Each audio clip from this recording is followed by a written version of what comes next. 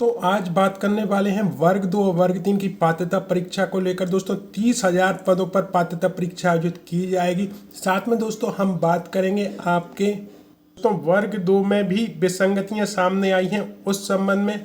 साथ में e attendance की भी बात करेंगे दोस्तों। लेकिन सबसे पहले संशोधित परीक्षा परिणाम वर्ग 3 का जारी हो चुका है दोस्तों। अपना परीक्षा परिणाम ओपन करके जरूर देखें।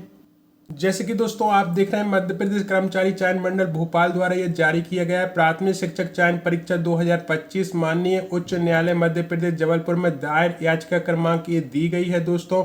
में पारित आदेश दिनांक 6/5/2026 एवं 14/5/2026 के परिपालन में संशोधित परीक्षा परिणाम 87% मुख्य भाग। दोस्तों आपको मालूम है कि ओबीसी वर्ग की सुनवाई हाईकोर्ट में चल रही है दोस्तों, और 13% जो पद है वो होल्ड किए जाते हैं।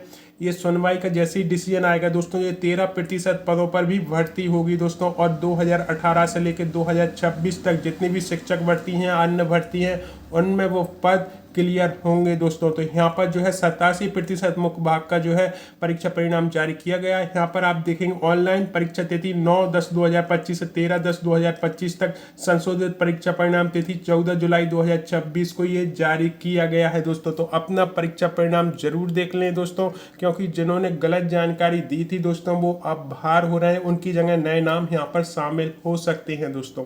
और दोस्तों इस वक्त की सबसे बड़ी खबर, ओबीसी आरक्षण 91 याचिका पर हाईकोर्ट में आज से रोज होगी सुनवाई। प्रशासनिक गड़बड़ियों के कारण मंगलवार को नहीं हो सकी सुनवाई। पूरी अपडेट देखें दोस्तों तो मध्य प्रदेश में 27% ओबीसी आरक्षण से जुड़े मामले की सुनवाई मंगलवार को नहीं हो सकी। प्रशासनिक कारणों से यह मामला गलती से मंगलवार की सूची में शामिल हो गया। हाईकोर्ट ने आदेश जारी कर स्पष्ट किया है कि अब 15 जुलाई से प्रतिदिन दोपहर 2:30 बजे से विशेष पीठ नियमित सुनवाई करेगी। भर्ती प्रक्रियाओं में 27% आरक्षण के लाभ पर अंतरिम रोक लगा रखी है। इससे ही सरकारी भर्तियां और चयन प्रक्रिया वर्षों से प्रभावित हो रही हैं। 7 साल से लंबित मामले पर टिकी निगाह। करीबन 7 साल से लंबित इस विवाद की सुनवाई पर प्रदेश के लाखों अभ्यर्थी, कर्मचारी संगठन और राज्य शासन की निगाह टिकी है। आगामी सुनवाई में विशेष पीठ आगे की रूपरेखा, अंतरिम आदेश और कानूनी पहलुओं पर विचार करेगी। ओबीसी आरक्षण और पदोन्नति में आरक्षण से जुड़े मामले की सुनवाई में न्यायमूर्ति श्री विनय शराफ कॉमन जज के रूप में भी शामिल रहेंगे दोस्तों। तो यहाँ पर आप स्वयं देख रहे हैं दोस्तों कि 27% ओबीसी आरक्षण की सुनवाई हो रही है दोस्तों। यहाँ पर निर्णय आता है तो आपके जो भी पद होल्ड हैं वो सब क्लियर हो जाएंगे दोस्तों, और फिर से जो है आपकी ज्वाइनिंग के रास्ते खुल जाएंगे दोस्तों। भाई दोस्तों वर्ग 2 शिक्षक भर्ती में प्रशासनिक लापरवाही नियमों के फेर में उलझी वर्ग 2 की भर्ती, न मेरिट अपग्रेड हुई न वेटिंग खुली। दोस्तों यहाँ पर पूरी अपडेट देखें तो प्रदेश में वर्ग 2 के शिक्षक की नियुक्ति तो दे दी गई है, लेकिन शिक्षक चयन परीक्षा प्रशासनिक विसंगतियों और नियमों में उलझती नजर आ रही है।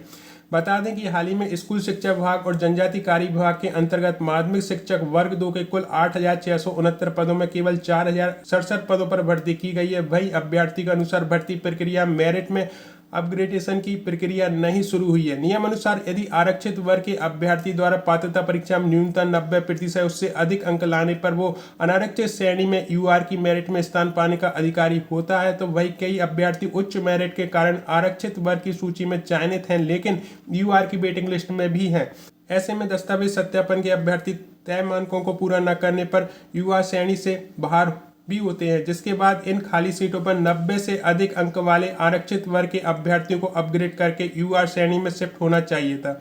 लेकिन वर्तमान में ये प्रक्रिया नहीं हो रही है, जिसमें आरक्षित वर्ग के ओबीसी, एससी, एसटी और ईडब्ल्यूएस को दोहरा नुकसान उठाना पड़ रहा है। इस विषय को लेकर डीपीआई आयुक्त और संचालक दोनों से संपर्क कर बात करने की कोशिश की गई, लेकिन बात नहीं हो पाई। यहाँ पर यदि आप देखेंगे तो अभ्यर्थी के अनुसार पहले वेटिंग प्रक्रिया में भी अभ्यर्थी के डॉक्यूमेंट वेरिफिकेशन किया जाता था, जिसमें डीबी में बाहर होने वाले अभ्यर्थियों खाली सीटों पर वेटिंग के अभ्यर्थियों को सीधे तौर पर मौका मिलता था। लेकिन इस बार ये प्रक्रिया नहीं की गई, जिसका लेकर डीपीआई की तरफ से ये कहा गया कि चयनित अभ्यर्थी की नियुक्ति के बाद ही डीबी किया जाएगा। लेकिन अब विभाग की तरफ से इस मामले में सन्नाटा पसरा हुआ है दोस्तों। यहाँ पर आप स्वयं जानते हैं दोस्तों कि पद खाली बचते हैं उस पर वेटिंग क्लियर की जाती है दोस्तों, और उसी की यहाँ पर मांग की जा रही है दोस्तों। ये बहुत बड़ी विसंगति सामने निकल के आई है। पहले होता ये था कि आपकी वेटिंग वालों के भी डॉक्यूमेंट्स वेरिफिकेशन कराया जाता था, और वहां पर कोई भी वैकेंसी खाली बचती थी दोस्तों तो वहां पर वेटिंग क्लियर हो जाती थी। लेकिन इस बार ये प्रक्रिया नहीं अपनाई गई है। जो रिजर्व कैटेगरी की है उन्हें यहाँ पर नुकसान हो रहा है दोस्तों। तो ये विसंगति जल्द से जल्द दूर होनी चाहिए और बहुत जल्दी वर्ग 2 की वेटिंग क्लियर होनी चाहिए, जिससे कि हमारे सभी भाई बहनों बहनों को लाभ मिल सके।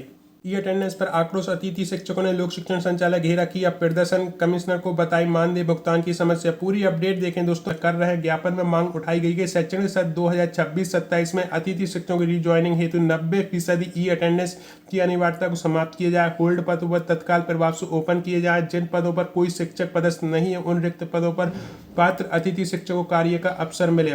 पीएम श्री एवं समग्र शिक्षा अंतर्गत विद्यालय में कार्यरत आईसीटी लैब अतिथि शिक्षक को प्रत्येक शिक्षण सत्र में प्राथमिकता के आधार पर रिज्वाइनिंग दी जाए। विज्ञान विषय के कारण गणित विषय के प्रथम पदों को रिजर्व किए जाने की व्यवस्था समाप्त करते हुए ऐसे रिक्त पदों पुनः ओपन किया जाए ताकि पात्र अतिथि शिक्षकों को कार्य करने का अवसर मिल सके। अतिथि शिक्षकों की सेवाएं अवधि के दौरान आकस्मिक अवकाश, अर्जित अवकाश, मातृत्व अवकाश सहित आवश्यक सुविधाएं प्रदान की जाए। दोस्तों यहाँ पर आप देखेंगे कमिश्नर के समक्ष ये मांग भी रखी गई है कि सितंबर एवं अक्टूबर 2025 के लंबित मानदेय संस्था प्रमुख द्वारा सत्यापित ऑफलाइन उपस्थिति के आधार तत्काल भुगतान मिले। नेटवर्क विहीन अथवा कमजोर नेटवर्क वाले विद्यालयों में कार्यरत अतिथि शिक्षकों के मानदेय एवं रिज्वाइनिंग की प्रक्रिया ऑफलाइन उपस्थिति में कार्य प्रमाण के आधार पर सुनिश्चित की जाए। भविष्य में ई अटेंडेंस संबंधित तकनीकी समस्याओं के लिए स्थायी समाधान लागू किया जाए। दोस्तों तो ये लगातार मांग जारी है। दोस्तों यहाँ पर ज्ञापन भी सौंपा गया है। इस विषय में आप क्या सोचते हैं दोस्तों, कमेंट बॉक्स में अपनी राय जरूर रखें। भाई दोस्तों वर्ग 2 और वर्ग 3 से संबंधित एक अपडेट निकल के सामने आ रही है। जैसे कि आप देख रहे हैं 30,000 पदों के लिए होगी पात्रता परीक्षा। इस साल ईएसबी की ओर से वर्ग 2 व वर्ग 3 के लिए शिक्षक पात्रता परीक्षा आयोजन किया जाएगा, जिसके माध्यम से प्राथमिक और माध्यमिक शिक्षकों के करीबन 30,000 पदों को भरने की तैयारी है। वर्तमान में प्रदेश में तीनों वर्ग के 69,000 से अधिक पद खाली हैं। इनमें से अगले साल तक 30,000 पद भर लिए जाएंगे। दोस्तों तो कुल मिलाकर वर्ग 2 और वर्ग 3 की पात्रता परीक्षा इसी वर्ष आयोजित की जाएगी दोस्तों, और ये अक्टूबर के बाद आयोजित की जा सकती है और इसके माध्यम से 30,000 पद जो है वो भरे जाएंगे दोस्तों, और उनकी जो ज्वाइनिंग है वो अगले साल यानी 2027 तक कर दी जाएगी दोस्तों।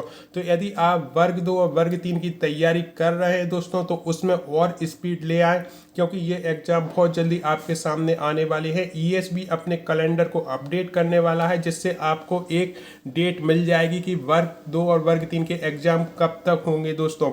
साथ में दोस्तों आप पुराने प्रश्न पत्रों का भी अवलोकन करते रहें और जो आपका सिलेबस है उसमें मेन सब्जेक्ट जो आपका है उस पर फोकस बनाए रखें, जिससे कि आप बेहतर इसको ला पाएंगे।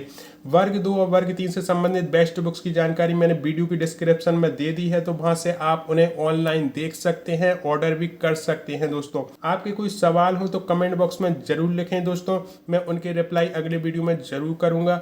आपको मेरी मेहनत अच्छी लगी हो तो इस वीडियो को लाइक और शेयर जरूर करें दोस्तों, और जिन भाई बहनों ने अभी तक हमारा चैनल सब्सक्राइब नहीं किया प्लीज़ सब्सक्राइब करें, क्योंकि अक्सर ऐसे वीडियो मैं लाता रहता हूं। आपने इस वीडियो को देखने के लिए इतना कीमती समय दिया उसके लिए दिल से धन्यवाद।